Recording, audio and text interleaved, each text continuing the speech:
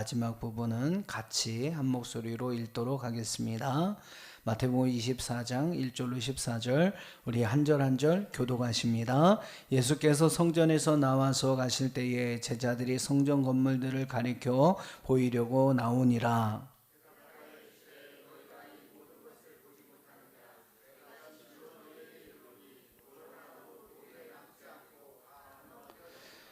예수께서 감람산 위에 앉으셨을 때에 제자들이 조용히 와서 이르되 우리에게 이르소서 어느 때에 이런 일이 있겠사오며 또 주의 임하심과 세상 끝에는 무슨 징조가 있사오리이까.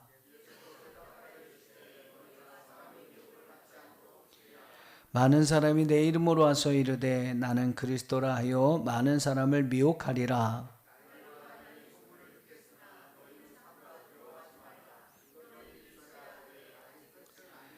민족이 민족을 나라가 나라를 대적하여 일어나겠고 곳곳에 기근과 지진이 있으리니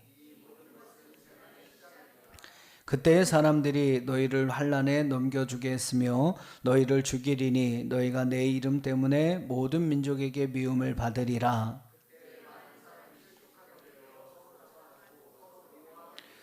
거짓 선지자가 많이 일어나 많은 사람을 미혹하겠으며 우리 같이 읽습니다. 14절까지. 그러나 끝까지 견디는 자는 구원을 얻으리라. 이 전국 복음이 모든 민족에게 증언되기 위하여 온 세상에 전파되리니 그제야 끝이 오리라. 아멘. 오늘도 예배 귀한 자리에 함께 나오신 여러분 주님의 이름으로 여러분을 환영하고 또 축복합니다. 귀한 자리에 함께 오셨는데 잘 오셨다고 옆에 있는 분 한번 칭찬 좀 해주세요. 잘 오셨습니다. 잘 오셨습니다. 네. 오늘 이 시간을 통해서 여러분 찬양과 말씀을 통해서 큰 은혜의 공급을 받으시고 할렐루야. 예, 한 주간 하나님이 주시는 힘으로 한번 멋있게 맨날 하나님 죄송합니다.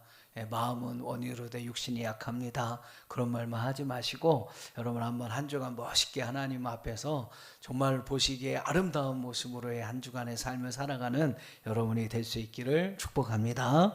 우리 마태복음의 말씀을 계속해서 함께 나누고 있습니다. 마태복음 23장 37절 말씀부터 오늘 24장 2절까지의 말씀을 보면 이제 예수님께서 무슨 얘기를 하시냐면 예루살렘의 멸망과 성전의 무너짐에 대해서 이야기를 하십니다. 23장 38절 바로 앞에 부분을 보면 보라 이제 너희의 집이 황폐하여 버려진 바 되리라. 너희의 집이 성전을 이야기하죠. 그리고 유대인들이 살아가는 삶의 터전이 예루살렘을 이야기하는데 그곳이 황폐하여 버려진 바 되겠다라고 이야기를 합니다. 그리고 24장 1절과 2절에 오면 무슨 말씀을 하세요? 성전에서 나와서 가실 때에 제자들이 성전의 건물을 가르쳐 보이려고 나오리니 예수님께서 이렇게 대답하십니다. 너희가 이 모든 것을 보지 못하느냐? 내가 진실로 너희에게 이르노니 돌 하나도 돌 위에 남지 않고 다 무너뜨려지리라. 결국 여러분 예루살렘과 성전이 멸망을 당하고 무너지게 될 것을 이야기를 하십니다. 이 말씀에 제자들이 예수님 앞에 나와 이렇게 묻습니다. 3절을 한번 같이 읽어볼게요. 시작. 예수께서 감람산 위에 앉으셨을 때에 제자들이 조용히 와서 이르되 우리에게 이르소서 어느 때에 이런 일이 있겠사오며 또 주의 임하심과 세상 끝에는 무슨 징조가 있사오리이까. 아멘. 여러분 유대인들의 입장에서 또 유대인이 대부분인 제자들의 입장에서 예루살렘이 멸망한다 또 성전이 멸망한다라는 것은 곧 이 세상의 끝을 세상의 종말을 의미하는 것이었습니다. 그들은 하나님 앞에 유일하게 선택받은 그러한 선택받은 민족이었어요. 근데 그 민족이 이스라엘이 멸망한다. 또 하나님의 임재의 처소가 되는 상징이 되는 성전이 멸망한다. 여러분 그것은 있을 수도 없는 일이었고 만약에 그런 일이 일어난다면 이것은 세상의 끝날에나 세상이 멸망당할 그때에나 일어날 수 있는 일일 것이다. 여러분 유대인들은 다 또 제자들은 이런 생각을 가졌던 거죠. 그래서 그들이 예수님 앞에 예수님이 예루살렘의 멸망과 성전의 멸망에 대해서 이야기할 때 아니 예수님 도대체 그런 세상의 끝날에 일어날 징조는 과연 무엇입니까? 이렇게 묻는 것입니다. 4절 이하의 말씀에서 예수님은 이 재난이 일어나게 될 징조에 대해서 말씀하시는 것이 오늘 여러분 함께 읽으신 본문의 말씀이에요. 우리가 워낙 누가복음의 말씀에도 마가복음의 말씀에도 이 말씀들이 많이 등장하고 있었기 때문에 아마 여러분 많이 귀에 익숙한 그러한 말씀이 될 것입니다. 근데 여러분 중요한 것은 이런 역사들이 이런 징조들이 일어날 때 정말로 이제 세상이 끝날이 오는구나. 주님이 오실 날이 멀지 않았구나. 우리는 여러분 그 사실을 분명히 기억하면서 더 하나님 앞에 믿음으로 살기를 애써야 할 줄로 믿습니다. 여러분 우리가 기억해야 하는 것은 제자들은 예루살렘의 멸망과 세상의 종말을 동일시했어요. 성전의 멸망과 예루살렘의 멸망을 세상의 종말과 동일시해서 예수님께 물었습니다. 근데 여러분 오늘 말씀해 보면 예수님은 아니라는 거죠. 예수님에게 예루살렘의 멸망과 성전의 멸망은 이제는 그 백성들의 부패함으로 말미암아 돌이킬 수 없는 일이 되었고 그것은 아무것도 아니라는 거죠. 이제 진짜 세상의 종말의 때가 오고 있다라는 사실을 제자들에게 말씀하십니다. 그리고 이후에 29절부터 31절까지의 말씀에서 말씀하고 있는 것처럼 큰 환난 이후에 인자가 다시 이 세상에 오실 때에 바로 그날이 심판의 날이고 예루살렘의 멸망과 성전의 멸망의 날이 하나님의 심판의 날이 아니라 주님이 다시 오실 그때가 바로 그들에게 마지막의 날이요 그 날이 바로 종말의 날이라는 사실을 분명하게 말씀하십니다. 그리고 여러분 함께 읽으신 오늘 3절부터 12절까지의 말씀은 바로 그 마지막 날에 하나님의 세상의 어떤 종말, 하나님의 마지막 심판하실 그날에 일어날 징조들이 무엇인지를 예수님께서 설명해 주시는 그러한 말씀입니다. 여러분 예수님은 말세에 이 세상의 종말에 일어날 징조를 5가지로 말씀하고 있어요. 여러분 그게 무엇인지를 잘 기억하고 계시고 혹시라도 여러분 주변에 이런 일들이 일어나고 있다면 우리가 더 우리의 믿음을 더 하나님 앞에 올바르게 하고 더 하나님 앞에 보시기에 아름다운 그러한 믿음의 모습으로 우리의 삶을 결단하는 그런 은혜가 우리 모두에게 있어야 할 줄 믿습니다. 자, 5가지 징조가 무엇입니까? 자, 먼저 5절을 한번 읽어볼게요. 5절입니다. 시작. 많은 사람들이 내 이름으로 와서 이르되 나는 그리스도라 하여 많은 사람을 미혹하리라. 이후에 9절 10절 이 말씀에서도 거짓 선지자들이 나타나서 너희를 미혹하게 될 것이다 라고 이야기를 합니다. 마지막 때가 되면 여러분 거짓 선지자들이 등장한다는 거예요. 그리고 믿는 하나님의 성도들을 하나님에게서 교회에서 멀어지게 한다는 겁니다. 그들의 공통적인 특징들이 있어요. 그들의 공통적인 특징은 뭐를 막 봤다, 신비로운 체험을 했다, 꿈과 환상을 통해 내가 봤다, 또 아니면 주님이 오실 날을 내가 정확히 안다. 예수님도 모르고 아버지만 아신다는 그 날을 자기들이 정확히 안다. 또 자기의 어떤 주관적인 생각과 체험을 강조하면서 자기는 어떠한 영적인 특별한 능력을 가지고 또 해석할 수 있는 아주 특별한 능력을 가진 사람이다. 그러니까 하나님하고 자기는 직통 계시가 통한다. 이렇게 이야기하면서 스스로 자기를 신격화합니다. 그리고 자기가 하나님이 보내신 그리스도다라고 이야기를 합니다. 근데 참 희한하죠, 그죠? 이런 이야기를 하고 있는 양반들 같으면 이거 정말로 나쁜 놈들이구나, 거짓 그리스도인들이구나, 거짓 선지자구나. 우리가 여러분 분명히 구별할 것 같은데 참 희한해요.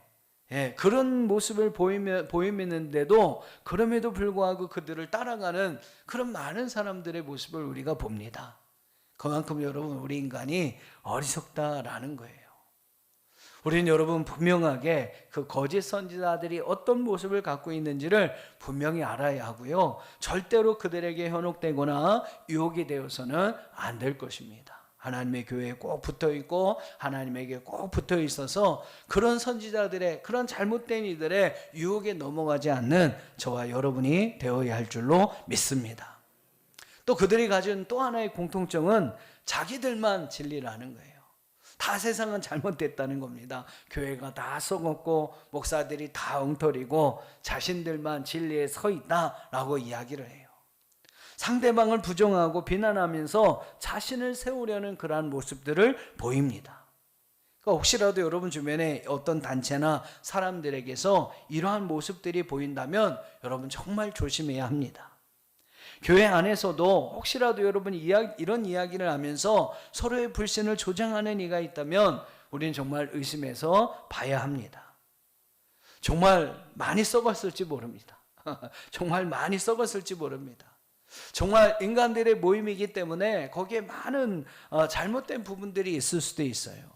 하지만 여러분, 우리가 평가할 수 있는 게 아니죠. 우리가 판단할 수 있는 게 아닙니다. 그 심판과 판단은 오직 하나님만이 아시는 거예요. 혹시라도 여러분 안에 그런 부분들이 보인다면 그것을 우리가 막 드러내놓고 비난하기보다는요, 오히려 그 부분을 우리가 가슴으로 끌어안고 기도해야 할 줄로 믿습니다. 그러니까 혹시라도 여러분 그런 부분들이 여러분에게 보이게 된다면 여러분 막 그걸 드러내놓고 뭐 잘못됐다고 비난하고 막 이렇게 하기 이전에 우리는 그 부분들을 마음으로 끌어안고 하나님 앞에 기도해야 할 줄로 믿습니다. 주님의 마음을 가지고 정말로 사랑의 마음을 가지고 하나님 앞에 기도해야지 뭐 교회가 다 부패해서 썩었어, 목사들이 타락했어. 여러분 이 교회가 이 마지막 여러분의 믿음을 지켜주는 여러분 구원의 방주입니다. 또한 여러분 이 교회가 마지막 주님 오시는 그날까지 우리를 하나님 앞으로 붙어 있도록 도와주는 그런 믿음의 공동체예요. 절대 여러분 필요 없는 쓸데없는 기관이 아닙니다. 그렇다면 하나님께 세워주지 않았죠. 여러분에게 꼭 필요한 것이기 때문에 하나님께서 이 교회를 세워주셨어요.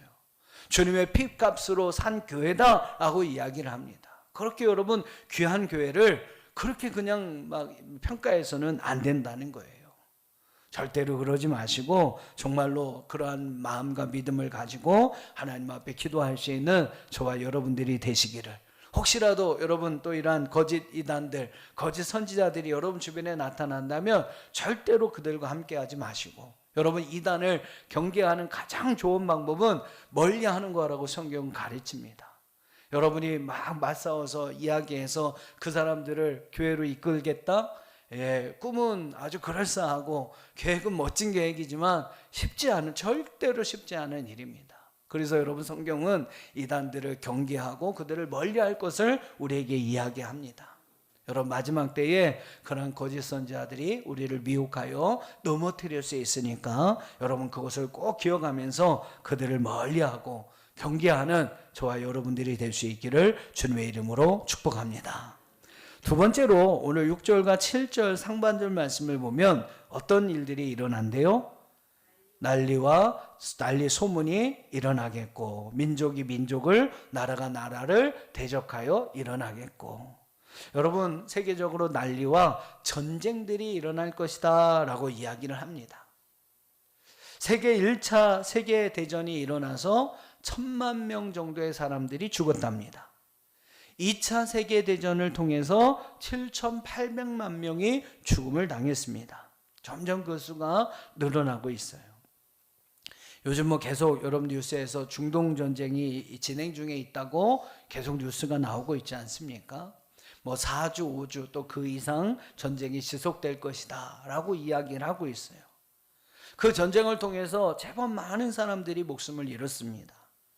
아침에 제가 식사를 하면서 이제 유튜브를 잠깐 보니까 폭격으로 인해서 사망했던 약 170여 명의 어린 학생들, 여학생들을 공동 장례식을 치르는 그러한 모습을 보았습니다. 정말 앞으로 일어나서는 정말 안 될 그런 일들이 일어나고 있는 것이죠. 계시록 9장 18절 말씀에 보면 이런 말씀이 나와요. 이 새 재앙 곧 너희 입에서 불어나오는 불과 연기와 유황을 인하여 사람 3분의 1이 죽음을 당하리라. 세계 3차 대전이 언제 일어날지 여러분 모르겠습니다만 계시록의 말씀에 빗대어 이야기를 한다면 그런 전쟁으로 인해서, 큰 전쟁으로 인해서 인류의 3분의 1이 죽음을 당하게 되는 대재앙이 일어날 수 있다라는 거예요. 여러분 어떻습니까? 세계 인구의 3분의 1이라면 수치로 이렇게 따져서 계산한다면 거의 20억 명이 넘는 사람들이 죽음을 당하게 된다라는 거예요. 여러분 그렇게 무서운 것이 바로 전쟁인데, 이 마지막 때가 되면 바로 이러한 전쟁과 난리의 소문들이 가득하게 될 것이다 라고 이야기를 합니다. 예전에 한 기자가 아인슈타인 박사에게 그런 질문을 했대요. 박사님, 이제 2차 세계대전이 다 끝난 다음에 그 아인슈타인에게, 박사님, 제3차 대전에는 과연 어떤 무기가 사용될 것 같습니까? 이렇게 물었답니다. 그랬더니 아인슈타인 박사가 명대답을 했답니다. 뭐라고 대답하냐면, 3차 대전에 어떤 무기가 사용될지 저는 알 수 없습니다. 하지만 분명한 것은 4차 대전에는 그들은 돌멩이를 들고 싸우게 될 것입니다. 여러분 무슨 이야기입니까? 3차 대전이 되면 다 무너진다는 거예요. 우리가 화려하게 쌓아놨던 모든 건물들 다 무너지고요. 여러분 그토록 자랑했던 핵무기 이런 것들이 다 뻥뻥뻥 터져서 지금까지 우리에게 편의를 주었던 부분들이 다 사라지고, 그들이 그토록 자랑스럽게 이야기했던 기술적인 모든 부분들도 다 사라지게 된다라는 겁니다. 어마어마한 재앙들이 일어난다는 거죠. 그래서 여러분 4차 대전이 만약에 일어난다면 이제는 무기가 아무것도 없으니까 돌멩이를 들고 싸울 수밖에 없다라는 이야기입니다. 여러분 정말 핵전쟁이 일어나서 온 인류의 3분의 1이 죽는다면 아마 그때는 인류가 회생 불가능의 단계에 도달하게 된다는 거예요. 많은 학자들이 아주 걱정스럽게 이야기하는 이야기입니다. 아마 그런 전쟁이 일어나면 정말 마지막 날이 될 것 같아요. 이 마지막 날에는 난리와 전쟁의 소문이 끊어지지 않고 점점점 큰 전쟁으로 인해서 이 온 인류가 회생 불가능의 그러한 상황에 도래할 수밖에 없다는 겁니다. 그런 일들이 오면 주님 오실 날이 가까이 왔구나, 이제 마지막 종말의 때가 가까이 왔구나, 여러분 우리가 느껴야 한다라는 거죠. 자, 세 번째로 7절 하반절부터 8절까지 말씀을 보세요. 어떤 일들이 일어납니까? 곳곳에 기근과 지진이 있으리니 이 모든 것이 재난의 시작이다. 여러분 곳곳에 기근과 지진이 일어나게 될 것이다. 지금까지도 지진은 있었지만 여러분 최근에 이래서 이 지진의 획수와 규모가 훨씬 커지고 잦아지고 있다고 합니다. 존재하지 않았던 가을 태풍이라는 것이 심심치 않게 올라와서 많은 부분들을 힘들게 만들죠. 많은 환경운동가들은 이와 같은 결과는 결국 자연을 버린 인간이 당해야 할 너무나 당연한 결과다라고 이야기를 합니다. 지금 막 세계적으로 아리백 이런 걸 하면서 이산화탄소 배출량을 감축시켜야 한다, 온실가스 배출량을 감축시켜야 한다, 막 그런 이야기를 하고 있는데 나라들마다 자국의 이익만을 생각해서 감소하기는커녕 오히려 그것을 증가시키고 있는 상황입니다. 전 진짜 트럼프 나쁜 놈 같아요. 이런 건 잘라야 되는데. 하여튼 왜 전쟁까지 이렇게 갖고, 그죠? 많이 힘들게, 많은 사람들이 이렇게 힘들게 하는지, 저는 도저히 이해가 안 갑니다. 그러면서 하나님을 잘 믿는 사람이라고 막 이야기를 하는데, 이런 얘기는 안 해야 되네, 안 하려고 했었는데요. 막 여기까지 올라와요. 하여튼 여러분 우리가 정말 더 많이 기도해야 하지 않을까. 하나님께서 미국이란 나라를 정말 그 믿음의 조상들을 통해 축복해 주신 거거든요. 근데 그 축복을 잘 선용하고 잘 활용해야 그 나라도 잘 성장할 수 있고 발전할 수 있고 더불어 이 세계가 좀 더 안정적이고 잘 나갈 수 있는데 왜 저러는지 잘 모르겠어요, 저도. 그래서 우리가 더 많이 기도해야 하지 않을까 하는 생각이 듭니다. 하여튼 이 기근이나 지진은 자연의 신음소리라고 합니다. 인간을 향한 자연의 보복이다라고 이야기를 합니다.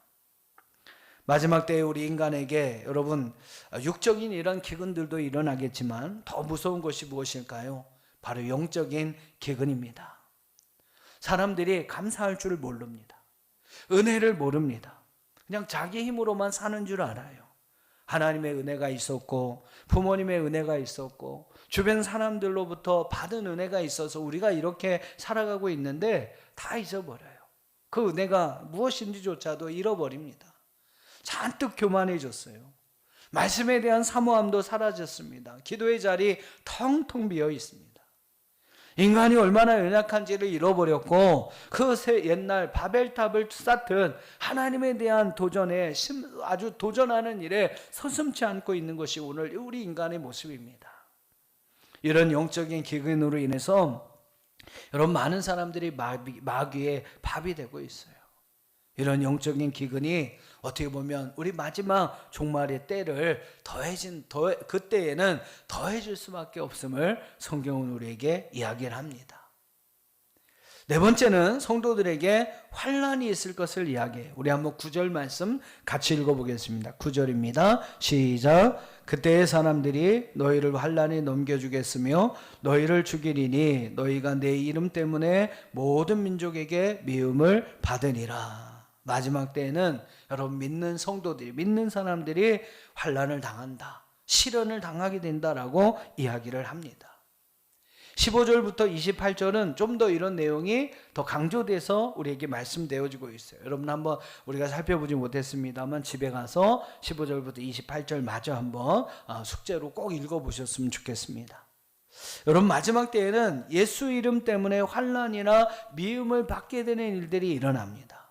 그러나 여러분 우리는 어떤 환난을 만나도 요한복음 16장 33절 말씀을 기억해야 합니다. 요한복음 16장 33절 어떤 말씀인지 잘 기억하세요? 세상에서는 너희가 환난을 당하나 담대하라 내가 세상을 이겨노라. 여러분 우리보다 먼저 주님께서 우리를 위하여 이 세상을 이겨놓으셨습니다. 우리가 여러분 환난이나 어려움이 있지만 여러분 담대하게 주님 붙들고 믿음으로 나가면 주님이 이겨주신 삶을 우리가 살아가게 되는 거예요. 세상에서 환난을 당하지만 담대하십시오. 주님이 이미 우리를 위하여 승리해 주셨습니다. 그 주님을 믿고 믿음으로 나가면 여러분 우리도 주님처럼 승리하는 역사가 일어나게 될 줄 믿습니다. 우리 성도들은 환난을 당할 때 오히려 담대해야 합니다. 요즘 우리 성도들을 보면 참 안타까워요. 그죠? 조그만 어려움이 있으면 막 그 믿음이 흔들립니다. 이후에 정말로 더 큰 환난이, 그런 믿음의 환난이 과연 우리 가운데 오면 어떨까? 우리 중에 과연 몇 사람이나 그런 환난 속에서 우리의 믿음을 지켜갈 수 있을까? 좀 고민이 되고 걱정이 되기도 합니다. 사랑하는 성도 여러분, 마지막 때에 우리에게 큰 환난이 있을 거예요. 예수님 때문에 당하게 되는 고난이나 핍박이나 환난이나 죽음 당함이 있을 수도 있습니다. 순교의 칼이 여러분 우리에게 다가올 수도 있어요. 정말로 예수 믿는다고 하면 순교할 수 있는 그러한 상황들이 우리 가운데 올 수도 있을 것입니다. 그런 여러분 환난 속에서 주님을 향한 아름다운 믿음을 지켜갈 수 있는 저와 여러분들이 될 수 있기를 주님의 이름으로 축원합니다. 마지막 다섯 번째로 어떤 일들이 일어납니까? 12절 말씀 한번 읽어볼게요. 12절 시작. 많은 사람의 사랑이 식어지니라. 사랑의 해체. 여러분 사랑이 식어지는 일들이 일어나게 된다. 사랑이 식어진다. 사람들이 자기중심적이 되어진다라는 거예요. 자기밖에 모르는 거예요. 자기 가족, 자기 새끼. 남은 생각조차 하지 않습니다. 늘 내 새끼, 내 가족, 내 거. 남이 어떻게 되든 상관없어요. 나만 잘 먹고 살면 되고 나만 문제 없으면 됩니다. 거기에 여러분 한 수를 더해서 남을 헐뜯고 남이 잘 되는 것을 그 꼴을 못 보고 살아가는 사람들이 더 늘어나게 되는 거예요. 사촌이 땅을 사면 우리 그리스도인들은 축하해 주러 가야 합니다. 아멘도 잘 안 나오죠. 이상하게 왜 사촌이 땅을 사면 배가 아픈지 모르겠어요. 이유를 알 수가 없어요. 사촌이 땅을 사면 가서 좀 같이 기뻐해주고 같이 축하해주면 얼마나 좋습니까? 우는 사람과 함께 울어주고 기뻐하는 사람과 함께 기뻐해주고 그래야 되는데 딱 바뀌었어요. 우는 사람 옆에 가서 웃고 앉아있고 웃는 사람 옆에 가서 울고 앉아 있고 서로 간의 대립 구조가 너무나 심화되고 있습니다. 여당 야당 여러분 여당 야당은 있지만 서로 좋은 일 마음을 아파서 함께하면 얼마나 더 좋습니까? 근데 무조건 여당이 하는 일은 야당이 반대하고 또 여당이 반대하면 여당이 또 반대하고 그러면서 싸우기만 합니다. 여러분 어떻게 보면 이것이 사랑이 식어져가는 오늘 시대의 우리의 모습, 주님의 종말의 때가 더욱더 가까이 오는 우리의 모습이 아닌가 생각해 봅니다. 도심 속에서 홀로 살던 독거노인이 죽음을 당했어요. 3달이 넘도록 그 사실을 누구도 몰랐습니다. 옆집에서 아주 심각한 냄새, 심한 냄새가 나니까 경찰에 신고해가지고 그 냄새의 원인을 찾다 보니까 이미 그 시체가 완전히 부패돼 형체를 알아볼 수 없을 그런 상황들이 될 때까지 누구도 관심을 두지 않았다는 거죠. 자신의 일이 바쁘고 분주하여 사느라 이웃에 누가 사는지도 모릅니다. 그들이 어떠한 상황에 있는지도 알지 못합니다. 이웃 사촌이란 말 요새 없어진 거 아시죠? 옛날엔 이웃 사촌이라고 했는데 요즘 사회에는 그런 말도 서로 통용되지 않습니다. 이웃 왼수라고 합니다. 이웃 왼수. 사랑하는 여러분, 이렇게 사랑에 해쳐되어져 가는 이 종말의 시대를 살아가면서 우리 그리스도인들은 어떤 삶을 살아가야 할까요? 이런 종말의 때일수록 우리는 더 사랑으로 희생하고 할렐루야, 사랑으로 헌신하고 더 사랑할 줄 아는 그런 삶을 살아야 할 줄로 믿습니다. 그리스도인이 먼저 사랑해야 합니다. 우리가 여러분 누가 먼저 할 거 없이 내가 먼저 사랑해야 돼요. 자기들만 아는 사람들의 그 틈바구니 속에서 우리는 먼저 자신보다는 남을 생각할 줄 아는 그런 삶을 살아가야 할 것입니다. 또한 우리는 서로 사랑해야 합니다. 예수님이 우리에게 마지막으로 말씀하신 이야기잖아요. 서로 사랑하라. 여러분 서로 사랑이 가능하려면 내가 먼저 사랑하면 됩니다. 성도들이 서로 자신이 먼저 사랑해야 합니다. 그래서 여러분 서로 사랑하는 가정, 서로 사랑하는 사회, 서로 사랑하는 교회, 서로 사랑하는 나라를 만들어갈 수 있어야 돼요. 여러분 그리스도인들이 우리가 먼저 해야 할 일입니다. 신앙의 출발은 믿음이라고 하죠. 그런데 여러분 그 믿음의 완성은 사랑이라고 합니다. 우리는 이 종말의 때에 더 뜨겁게 사랑해야 합니다. 할렐루야, 할렐루야. 우리 종말의 때에 우리는 더 뜨겁게 사랑해야 돼요. 그리고 더 많이 희생하고 더 많이 헌신하는 삶을 살아야 합니다. 누가 먼저라고 할 거 없어요. 내가 먼저 해야 합니다. 그리스도인들이 먼저 해야 합니다. 그런 삶으로 여러분이 이 사랑이 실종되어지고 사랑이 해체되어져가는 이 세상이 다시 한번 사랑으로 살아갈 만한 그러한 땅으로 우리가 바꿔가야 합니다. 여러분을 통해서 다시 정말로 사랑하는 이 세상이 될 수 있기를 축복합니다.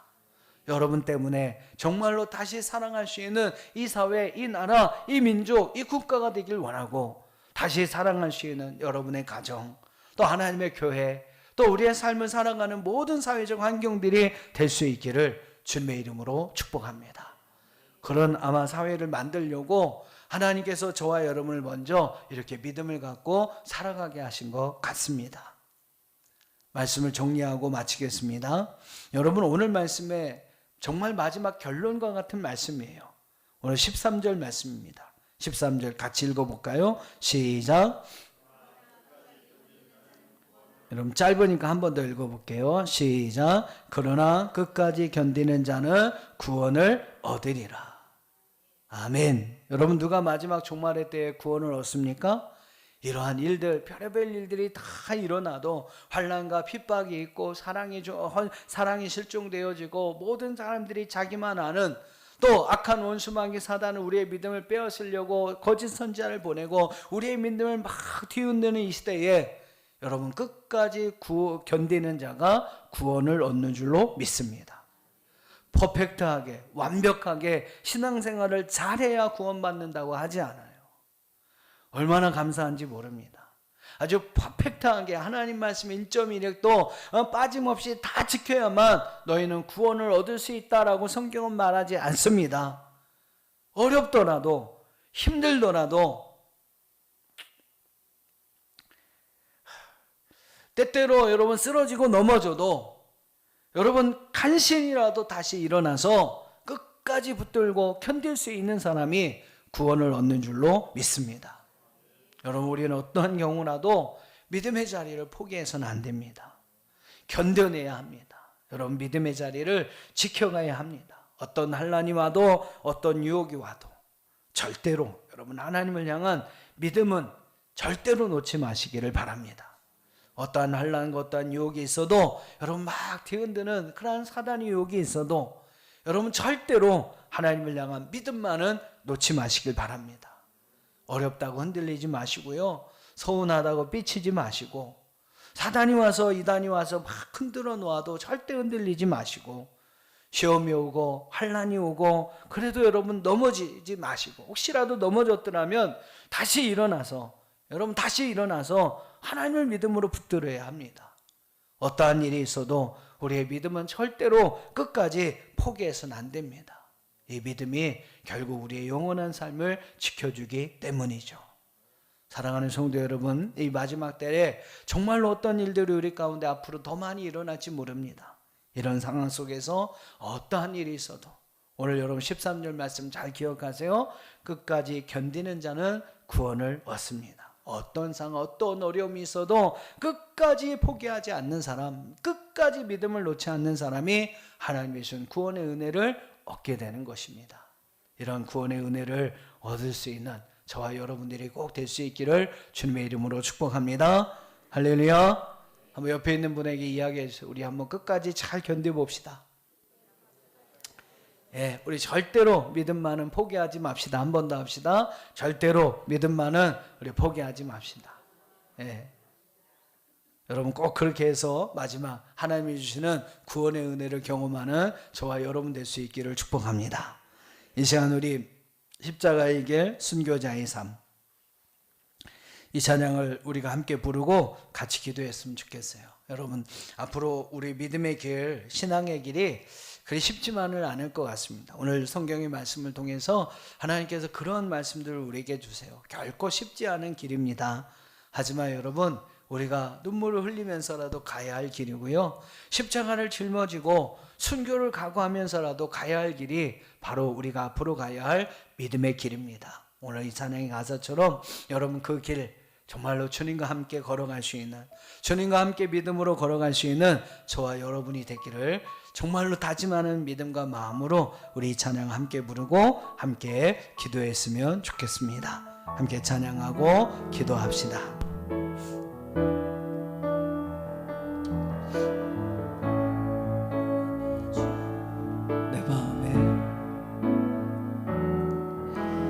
내 마음에 주를 향한 사랑이 나의 말에 주가 주신 진리로 나의 눈에 주의 눈물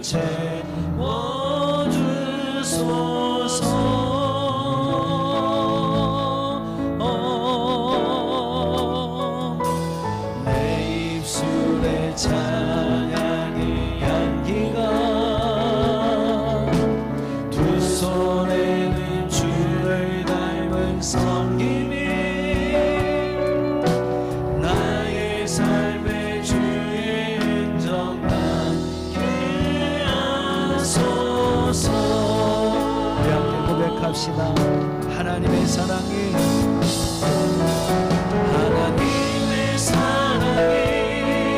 영원히 함께하리.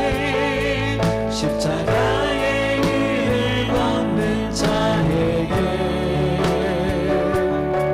신묘자의 삶을 사는 이에게 조롱하는 소리와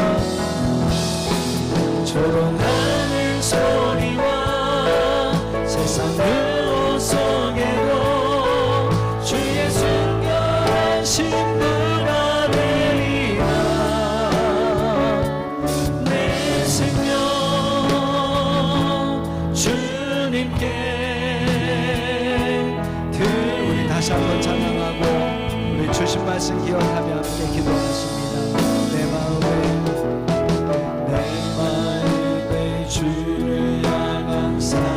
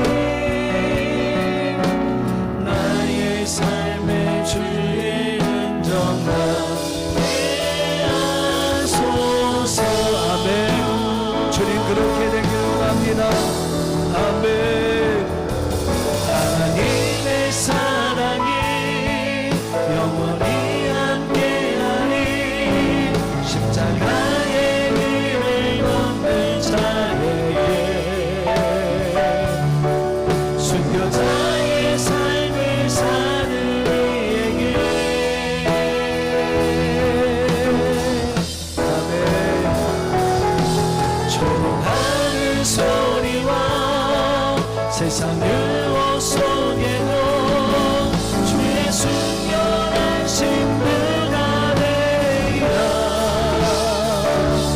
내 생명 주님께. 우리 정말로 하나님 앞에 믿음으로 결단하는 마음으로 우리 두 손 높이 들고 하나님의 사랑이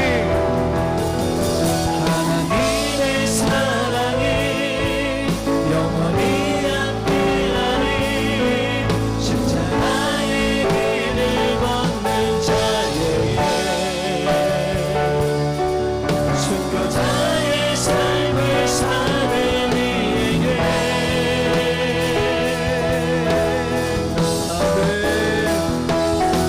조용하는 소리와 세상 유혹 속에도 주의 순결한 신들 아래이라. 내 생명 주님께. 내 생명 내 생명 주 한 번 더. 내 생명 내 생명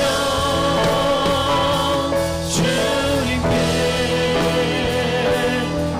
우리 말씀 기억하며 주님 이름 한번 부르고 통성으로 함께 기도합시다. 주여.